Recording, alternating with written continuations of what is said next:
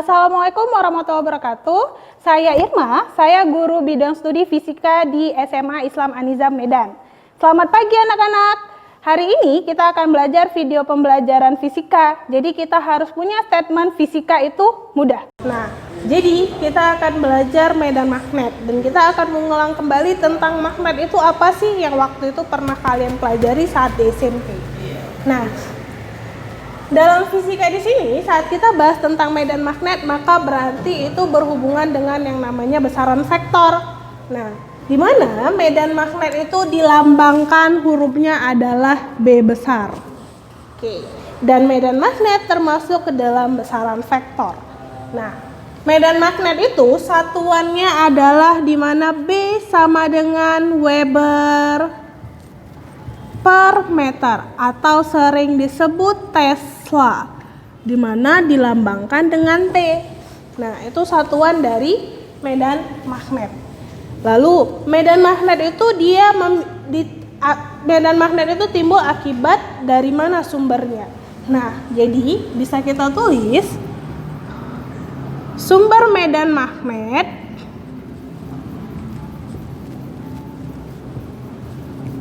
itu yang pertama adalah bumi. Nah, jadi di bumi itu kita memiliki medan magnet dan proses medan magnet yang terjadi pada bumi itu adalah proses saat kita berdiri di bumi. Jadi, kalau kita bahas tentang bumi, nah maka kalian ketahui bahwasanya kita itu berada di permukaan bumi. Nah, jadi kalau misalkan di sini kita anggap ini bumi, nah kita bukan berada di dalam bumi, tapi kita berada di sini.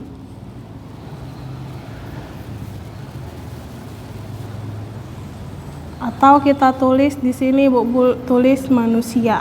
Nah, jadi kita berdiri posisinya itu bukan berada di dalam bumi tapi di ujung-ujung bumi ini. Nah, karena bumi itu juga berputar dan kita tidak jatuh itu bukan hanya karena adanya proses gaya gravitasi. Nah, gaya gravitasi inilah yang dimaksud dengan sumber medan magnet pada bumi. Nah, itu dia. Kemudian sumber medan magnet yang kedua itu adalah batang magnet atau batang kawat bisa ya yang memiliki medan magnet. Jadi kalau kita bahas batang magnet maka kita akan belajar kembali di saat SMP. Jadi kalau kita bahas di SMP itu kan ada dia sebuah kawat seperti ini. Nah, ada kutub utara dan ada kutub selatan, seperti ini kan? Nah, jadi yang akan kita bahas di sini bukan masalah gaya tarik dan gaya tolak pada magnet lagi. Kalau kalian belajar di SMP, pasti yang dibahas adalah saat dia kutub selatan ketemu dengan kutub selatan, maka apa akibatnya? Nah, jadi kita tidak akan bahas di situ dalam hal fisika untuk di materi ini ya, medan magnet. Tapi yang akan kita pelajari adalah garis-garis yang menghubungkannya. Jadi kalau antara batang magnet, jadi garis gaya magnetnya atau garis magnetnya pada proses ini jika dia terjadi pada di luar magnet di sini ya, maka berarti dia prosesnya dari kutub utara ke kutub selatan. Jika dia berada di luar magnet. Nah, jika dia berada di dalam magnet, maka dia proses garis yang bergeraknya itu adalah dari kutub selatan ke kutub utara. Itu perbedaannya. Jadi diingat, jika dia berada di luar magnet, maka dia pergerakannya dari utara ke selatan. Sedangkan jika dia berada di dalam magnet, maka dia prosesnya dari selatan ke utara. Oke. Dan yang terakhir itu, yang ketiga sumber medan magnet yang ketiga itu adalah akibat arus listrik atau iya sering kita sebut. Nah, inilah yang disebut dengan medan magnet ya. Nah, kita akan mempelajari medan magnet itu dia berdasarkan bentuknya. Jadi yang akan kita bahas di sini jika dia bentuknya yang pertama adalah medan magnet yang terjadi akibat kawat lurus. Nah, jadi kita bahas satu persatu ya. Yang pertama, nah, yang pertama di sini kita bahas medan magnet pada kawat lurus.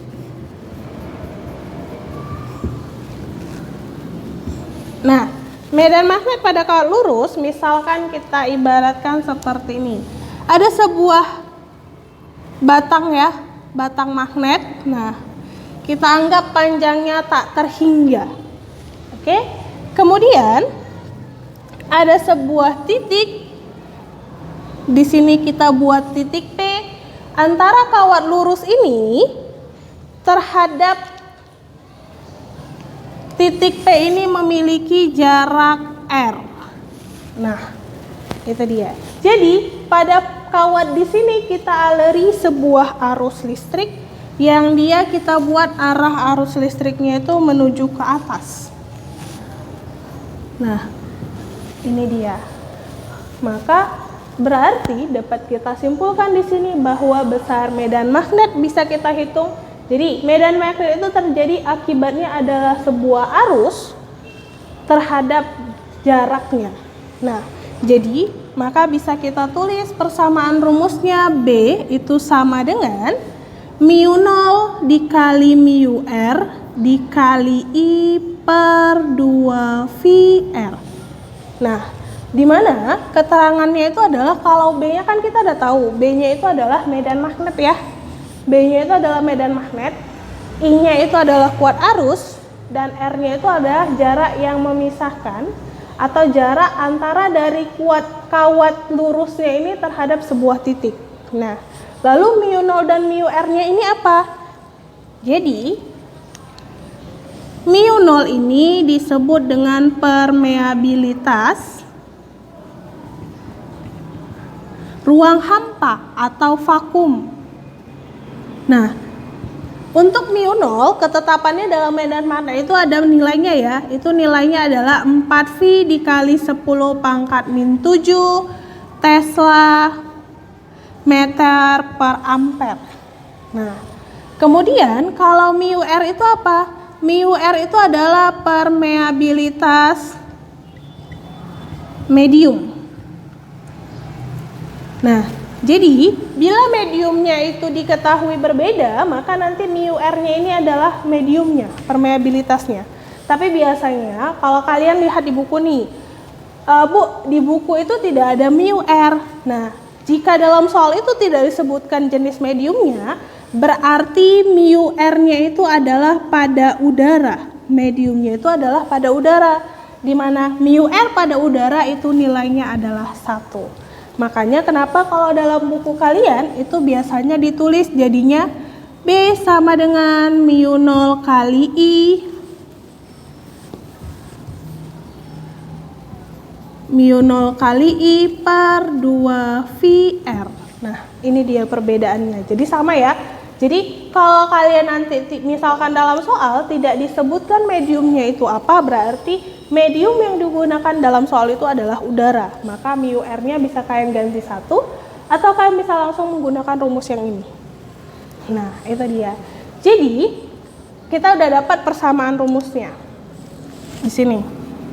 Nah, tadi kan Ibu bilang bahwasanya medan magnet itu adalah besaran vektor. Maka berarti ingat, dalam besaran vektor itu bukan hanya nilai yang dilihat, tapi juga arahnya. Nah, untuk menentukan arah pada medan magnet ini kita menggunakan yang namanya kaidah tangan kanan. Nah, gimana itu Bu kaidah tangan kanan? Nah, jadi di sini kalian ambil tangan kanan kalian, di mana konsepnya di sini yang pertama konsepnya jempol itu adalah arus. Kemudian 4 jari itu adalah medan magnetnya.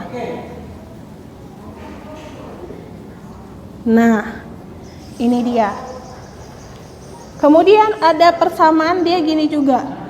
X disebut cross, di mana cross ini adalah medan ataupun arah yang masuk ya.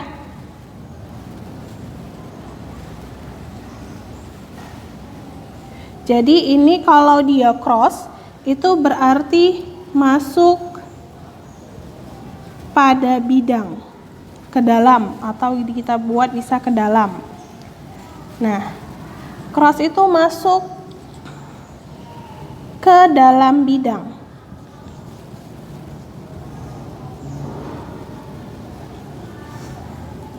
Dan satu lagi itu ada disebut di sini dot. Dia titik gini ya. Disebut dot. Nah, ini adalah dia saat keluar dari bidang arahnya. Oke. Nah, jadi bisa kita tuliskan dia bentuknya seperti ini. Nah, konsepnya dia seperti ini. Jadi kalau kita lihat pada gambar di sini ya, arusnya itu adalah, ingat, itu adalah jempol. Nah, jadi kalian arahkan jempol kalian pada tangan kanan itu ke arah arusnya. Nah, arusnya kan ke arah atas, maka dia arahnya seperti ini. Nah, kemudian 4 jari ini adalah apa? Medan magnetnya. Oke, nah berarti jika ini medan magnetnya, nah ini Ibu contohkan, Ibu menggunakan tangan kiri, tapi kan nanti gunakan yang tangan kanan ya, kaidahnya. Oke, berarti ini seperti ini. Nah, kemudian arahkan dulu yang pertama jempol kalian ke arah arusnya. Jadi jika arah arusnya ke arah atas, maka jempolnya ke arah atas. Jika arusnya ke arah bawah, maka letakkan arah jempolnya ke arah bawah. Nah, jika dia ke samping gimana? Ya berarti tinggal kalian arahkan aja. Arusnya ke arah mana arahnya, berarti disitulah arah jempolnya. Nah, kemudian 4 jari sisanya ini adalah arah medan magnetnya atau medan magnetnya. Nah, seperti ini dia. Nah, jadi pada gambar kita arusnya itu adalah di sini, kemudian medan magnetnya itu pada titik P inilah dia. Jadi ini kita anggap adalah crossnya atau X. Nah, jadi prosesnya itu gimana? Nah, seperti ini dia. Maka berarti dia masuk dari titik P, berarti dari sini menuju ke arah sini. Makanya kalau kita nanti ada soal SBM ya, biasanya soal SBM itu masuk. Jadi kalau misalkan dibilang seperti ini, di sini cross, maka dotnya di arah mana? Maka dotnya di arah sini. Lalu jika crossnya di arah bawah, maka arusnya ke arah mana? Ini kan dia dotnya di sini. Arusnya ke arah mana berarti? Nah, jadi kalau untuk kondisi yang di sini, iya, Ibu lingkarin. Nah, jika crossnya di sini, dotnya di sini, maka berarti arusnya ke arah mana? Ya kan tinggal sesuaikan. Berarti jika dia kan bentuknya gini, maka kalian arahkan. Berarti bentuknya di sini kan arusnya. Nah, jadi telapak 4 jari ini adalah crossnya atau X-nya. Nah, kemudian kalau dia bentuknya seperti ini gimana, Bu? Ya berarti dia posisinya seperti ini. Nah, letakkan aja arah X-nya itu 4 jari kalian. Berarti seperti ini ya. Berarti arusnya menuju ke arah sini. Ini I-nya dan di sini I-nya. Oke? Itu dia untuk proses arah pada medan magnetnya. Kita lanjut ya. Tadi kita udah bahas sampai medan magnet pada kawat lurus ya. Jadi ini dia konsepnya. Jadi ingat, biasanya sering masuk juga ya dalam SBMPTN. Itu tentang bagaimana menentukan arahnya. Nah, tadi udah Ibu jelasin ya. Jadi diingat bahwasanya jempol itu adalah arusnya, kemudian 4 jari sisanya ini adalah medan magnetnya. Nah, jika cross itu artinya berarti proses masuknya, dan jika dot itu adalah proses keluarnya. Nah, itu dia. Oke, kita lanjut. Itu tentang yang B. Di sini ya. B, medan magnet pada kawat melingkar.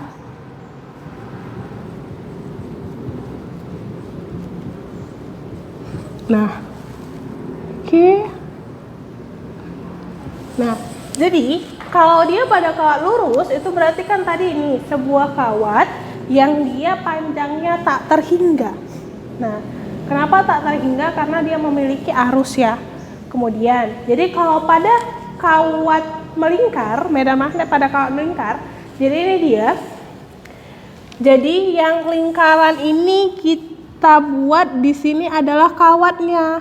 Nah, jadi batang kawatnya kita buat bentuknya lingkaran ini. Nah, kemudian di kawat ini juga dialiri oleh arus listrik. Kita buat misalkan di sinilah arus listriknya arahnya. Nah, kemudian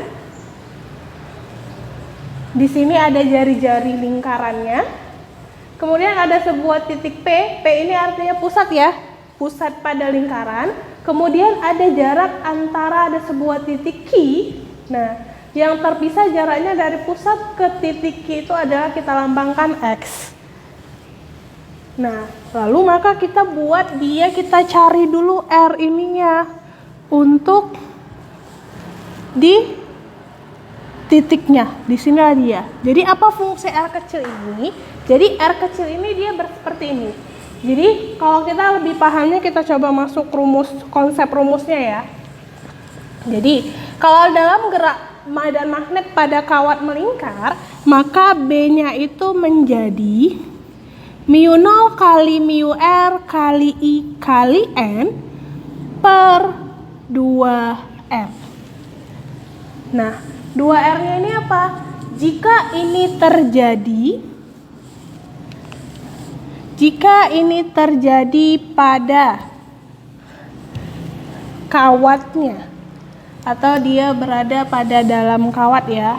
Nah, jadi jika dia ditanya medan magnetnya pada kawat ini aja, maka berarti ini dia.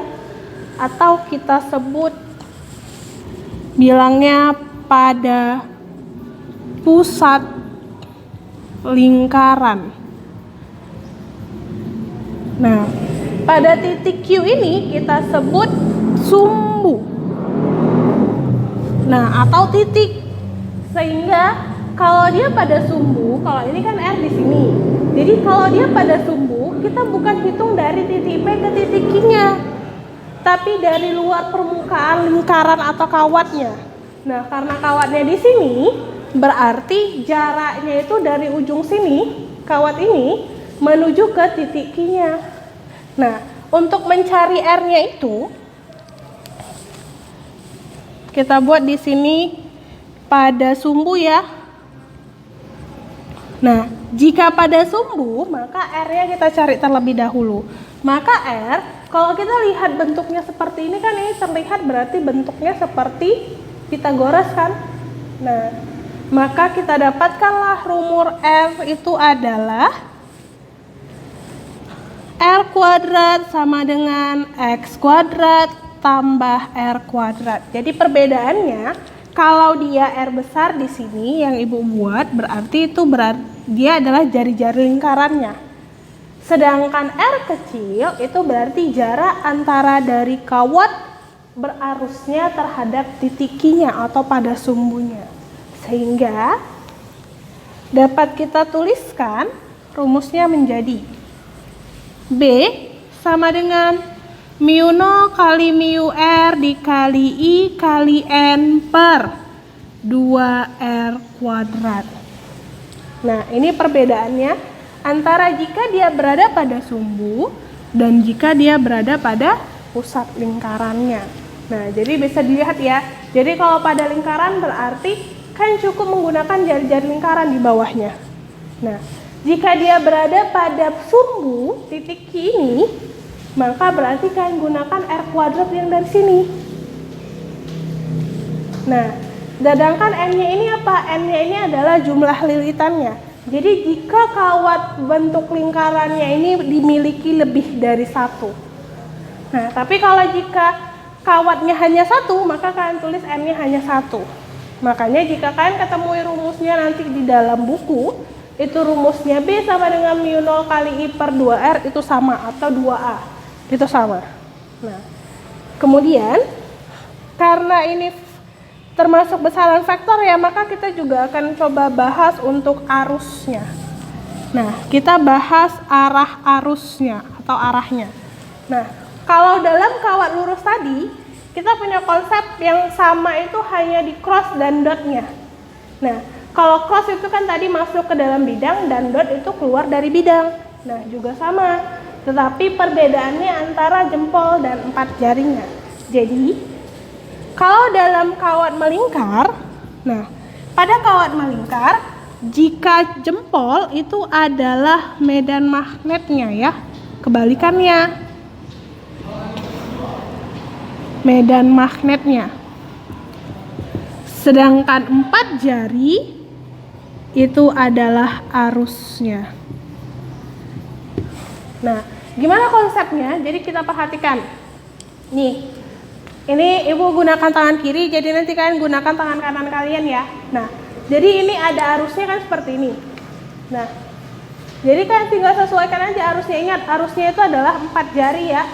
Nah, berarti di sini 4 jari, berarti arah arusnya kemana? Ke arah sana, ke arah atas miring ya. Nah, ini kan arusnya. Nah, jadi jika arusnya ke arah sini gimana, Bu? Ya, berarti kan tinggal letakkan posisi arusnya itu ke arah ini. Pada sini. Nah, berarti arahnya ke arah bawah. Jadi, itulah dia untuk konsep arah pada medan listrik kawat melingkar. Oke, kita coba bahas contoh soalnya ya, biar kalian lebih memahami tentang medan magnet pada kawat lurus dan kawat melingkar.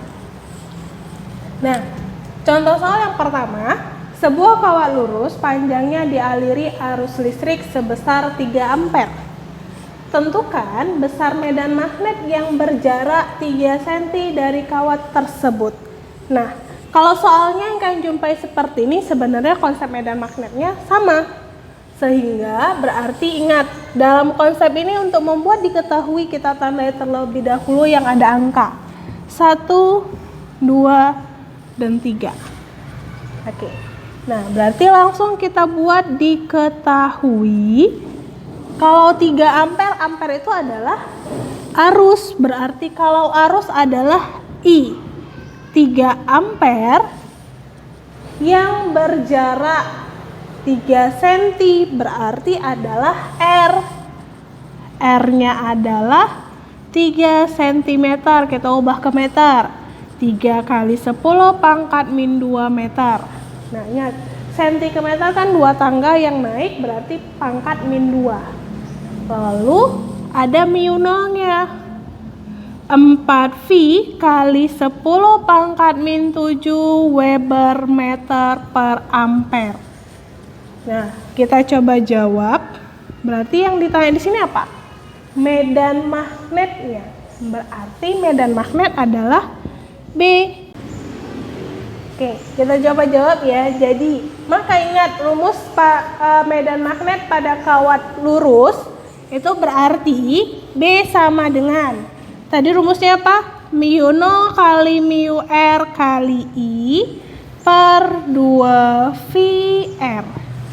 Nah, jadi tinggal kalian masukkan aja. Mu 0-nya kan 4V kali 10 pangkat min 7 Weber meter per ampere dikali mu R. Nah, mu R-nya kan tadi di sini tidak diketahui. Jadi dalam soal kan tidak disebutkan mediumnya. Berarti kalau tidak disebutkan mediumnya, maka berarti mediumnya adalah udara. Nah, mu R udara itu adalah 1 di sini. Maka berarti kita buat kali 1. I-nya itu adalah 3. Kali 3 ampere per 2V kali R-nya adalah 3 kali 10 pangkat min 2 meter. Nah, 3 di sini bisa kita coret ya. Oke, kemudian 2V, 4V bagi 2V jadi 2. Maka berarti kita dapatkan ini ampere per ampere habis. Maka kita dapatkan 2 kali 10 pangkat min 7 Weber meter per, ini kan habis tinggal 1 berarti ya, dikali 10 pangkat min 2 meter. Nah, meter di sini bisa kita coret juga. Maka berarti ingat, dalam matematika pangkat min di pangkat dia bila dalam bentuk pembagian dan letaknya di bawah, saat naik ke atas maka pangkatnya berubah menjadi tambah. Maka berarti hasilnya 2 kali 10 pangkat min 7 ditambah 2 jadinya, bukan kurang 2. Min 7 tambah 2 berarti menjadi min 5 Weber. Atau bisa kita sebut juga Tesla. Nah, ini dia. Kemudian kita lanjut contoh soal yang kedua. Nah, pada contoh soal yang kedua, ingat kembali kita tandai yang ada angkanya. Jadi 1, 2, dan 3. Oke, kita langsung buat diketahuinya. Nah, yang 10 cm ini apa? Dengan jari-jari. Ingat, jari-jari atau jarak itu sama. R adalah 10 cm. Maka kita ubah ke meter, jadinya 10 kali 10 pangkat min 2 meter. Oke, lanjut. 4 ampere itu adalah arus. Kalau arus berarti I. 4 ampere. Kemudian banyaknya lilitan kawat 10 lilitan. Inilah yang dilambangkan dengan N. Maka N besar itu satuannya adalah lilitan. Diingat ya. Berarti ini jadinya 10 lilitan. Nah, yang ditanya berapakah besar medan magnet pada kawat tersebut? Yang ditanya berarti juga sama B-nya. Nah, tadi kan kalau pada kawat melingkar itu ada pada pusat dan ada pada sumbu. Nah, karena di sini yang diketahui hanya jari-jari, tidak pada titik atau pada sebuah sumbu, maka yang kalian gunakan berarti pada pusat. Berarti kita jawab rumus medan magnet pada pusat untuk kawat melingkar kan B sama dengan mu 0 kali mu R kali I kali N per 2R. Nah, ini kan dia tadi rumusnya, maka tinggal kalian masukkan. Nah, mu 0-nya berapa, Bu? Ingat, mu 0 itu kan permeabilitas vakum, ketetapan ya, maka langsung aja tulis kalau tidak diketahui. 4V kali 10 pangkat min 7 dikali mu R-nya. Dalam soal juga tidak disebutkan mediumnya, berarti mediumnya adalah udara. Berarti 1 dikali I-nya 4 ampere dikali dengan N-nya adalah 10 per 2 dikali R-nya adalah ini 10 kali 10 pangkat min 2. Nah, maka bisa langsung kita hapus ya. Ini kan 10 per 10 habis. Oke, terus 4 per 2 tinggal 2. Nah, berarti tinggal kita kalikan. 4V dikali 2 kan menjadi 8V dikali 10 pangkat min 7 per 10 pangkat min 2 sama dengan 8V dikali 10 pangkat. Nah, ini kan naik jadi positif sama seperti tadi ya. Berarti min 7 tambah 2 jadinya min 5 Tesla. Nah, jadi sampai di sini kalian benar. Tapi bisa juga kalian gunakan ganti V-nya ini dengan 22/7 atau 3,14. Jadi tergantung dari option yang dimintanya nanti ya. Tapi kalau untuk saat ini Ibu selesaikan sampai di sini aja. Nah, sekian video pembelajaran kita hari ini. Sampai jumpa di video pembelajaran kita berikutnya. Jangan lupa like, comment, and share. Dan SMA Islam An-Nizam, unggul, cerdas, islami. Assalamualaikum warahmatullahi wabarakatuh.